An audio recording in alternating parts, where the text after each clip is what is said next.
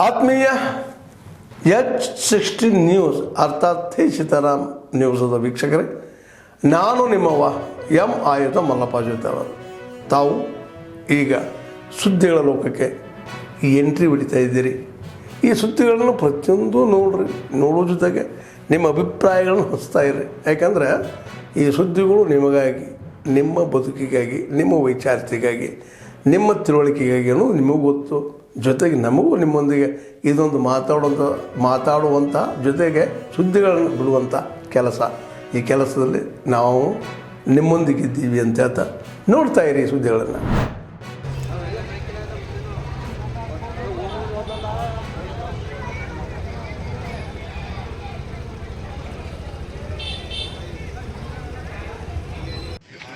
ಗಾಡಿ ನಾನು ಗಾಡಿ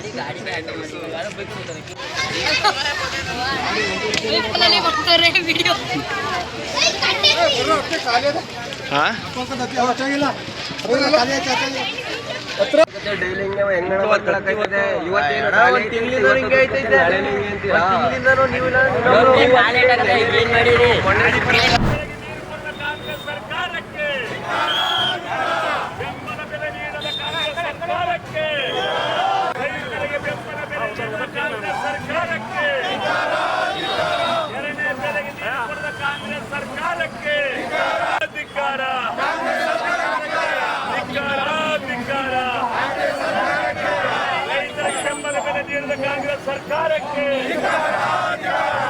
ಬೆಂಬಲ ಬೆಲೆ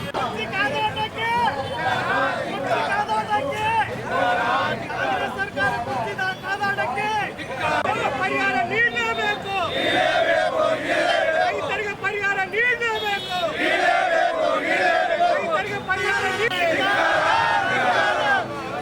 ರೈತರಿಗೆ ದಾನ ಮಾಡುವ ಸರ್ಕಾರಕ್ಕೆ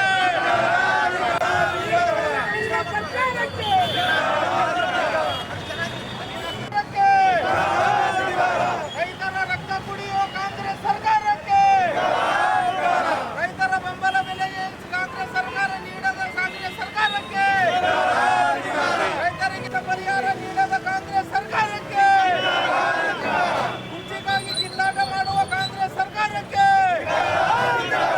ಸರಿಯಾದ ಬೆಂಬಲ ಬೆಲೆ ಪಡೆಯದ ಸರ್ಕಾರಕ್ಕೆ ಇವತ್ತು ಶ್ರೀಶೈಲದವರು ಕೂಡಿಕೊಂಡು ವ್ಯಾಪಾರ ಮಾಡಕತ್ತಾರ. ರೈತರಿಗೆ ಇವತ್ತು 8 ದಿವಸ ಸರ್ಕಾರ ಭ್ರಷ್ಟ ಸರ್ಕಾರಕ್ಕೆ,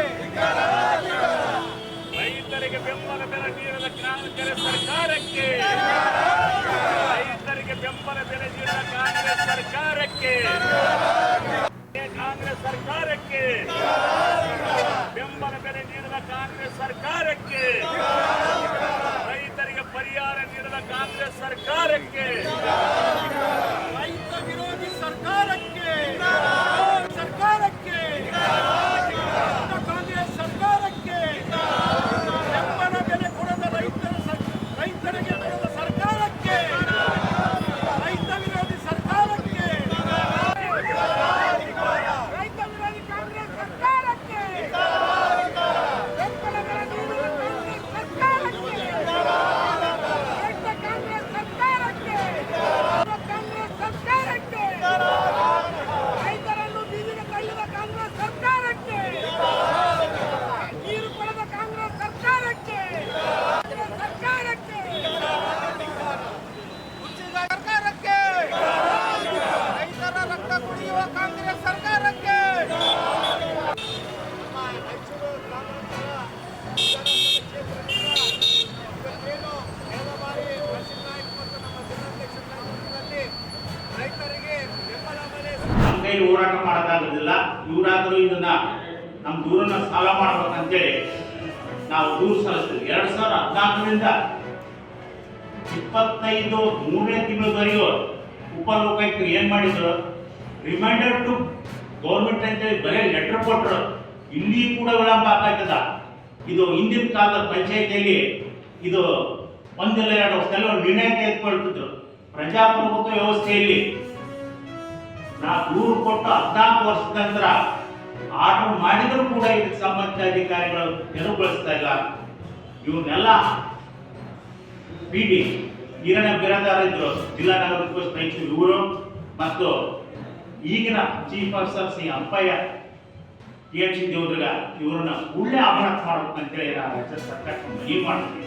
ಯಾಕಪ್ಪ ಅಂದ್ರೆ ಇದು ನನ್ನ ವೈಯಕ್ತಿಕ ವಿಷಯ ಅಲ್ಲ, ಸಾರ್ವಜನಿಕರಿಗೆ ಒಳ್ಳೇದಾಗಲಿಕ್ಕೆ 2010ರಲ್ಲಿ ನಿರ್ಣಯ ತೆಗೆದುಕೊಂಡ್ರು.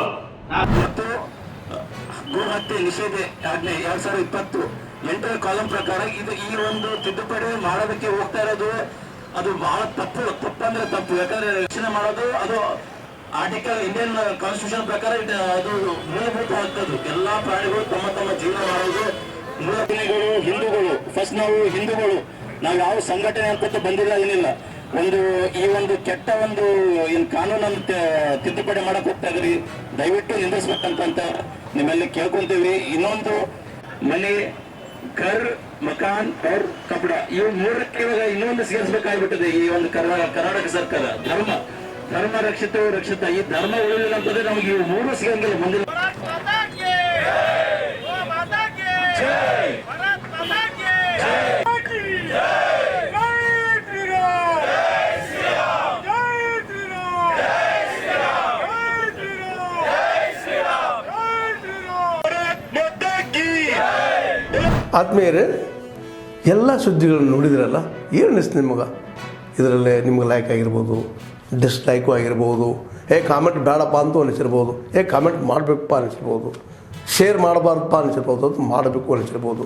ಏನಾದರೂ ಆಗಲಿ ಶೇರ್ ಮಾಡ್ತಾಯಿರಿ, ಈ ನ್ಯೂಸ್ಗಳನ್ನ ಹಂಚ್ತಾ ಇರಿ, ಜೊತೆಗೆ ಇದಕ್ಕೆ ಸಬ್ಸ್ಕ್ರೈಬ್ ಆಗ್ತಾಯಿರಿ ಅಂತ ಹೇಳ್ತಾ H16 ನ್ಯೂಸ್ ಅರ್ಥಾತ್ ಹೇ ಸೀತಾರಾಮ್, ಇದು ಸತ್ಯದ ಕೈಗೆ ನಡಿ. ವಂದನೆಗಳು.